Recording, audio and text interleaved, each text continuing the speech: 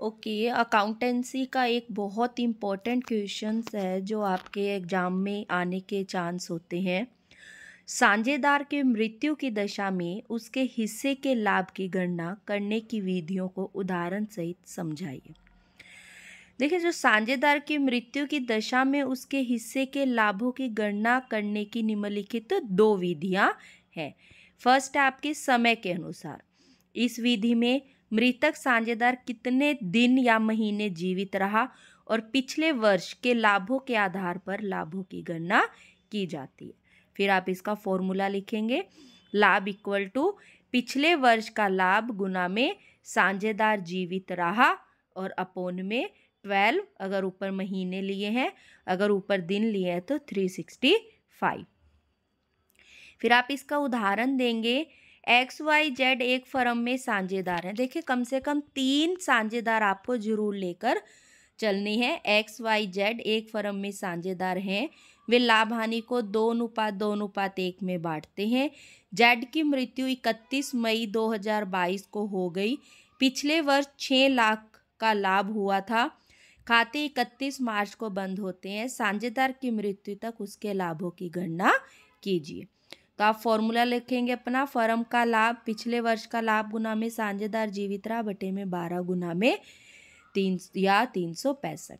तो आपके लाभ हुए थे देखो 6 लाख और वो 31 मई को उसकी मृत्यु हुई तो वो 2 महीने जीवित रहा, अप्रैल और मई। तो 6 लाख गुना में 2/12, 2 से काटा 12 को 6 से काटा 1 लाख रुपए आपके लाभ है।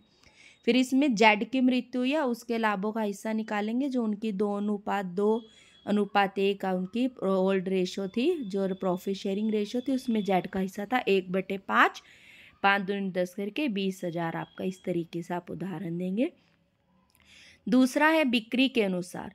इस विधि में पिछले वर्ष कितना लाभ तथा बिक्री हुई तथा साझेदार के जीवित रहते हुए इस वर्ष कितनी बिक्री हुई, इस आधार पर लाभों की गणना की जाती है। मीन्स पिछले वर्ष की बिक्री लाभ देखना है और इस वर्ष जब तक साझेदार जीवित रहा जब तक कितनी बिक्री हुई। फॉर्मूला देंगे, लाभ इक्वल टू पिछले वर्ष का लाभ बटे में पिछले वर्ष की बिक्री गुना में इस वर्ष की बिक्री। उदाहरण लेंगे हम वही। XYZ एक फर्म में साझेदार है। लाभ हानि को 2:2:1 में बांटते हैं।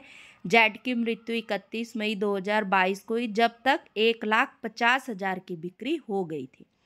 पिछले वर्ष 2,50,000 का लाभ और बिक्री 7,50,000 रुपये की हुई। तो 31 मार्च को खाते बंद होते हैं। साझेदार की मृत्यु तक लाभों की गणना करें।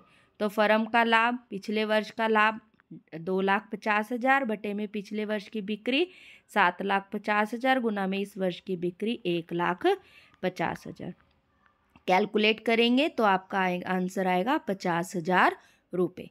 ठीक है। फिर इसमें जेड का हिस्सा वही 50,000 गुना 1/5 करेंगे तो आपका 10,000 हुआ जेड में लाभों का हिस्सा। तो ये आपका बहुत इंपॉर्टेंट क्वेश्चन है। ये आपका 5 नंबर में आता है तो उदाहरण के साथ पूछा जा सकता है। 1 नंबर में आता है तो केवल विधि के नाम पूछे जा सकते हैं। अगर आपका ये क्वेश्चन 3 या 2 नंबर में आता है तो आप उदाहरण छोड़कर केवल फॉर्मूले के साथ इसको क्वेश्चंस को पूरा कर सकते हैं।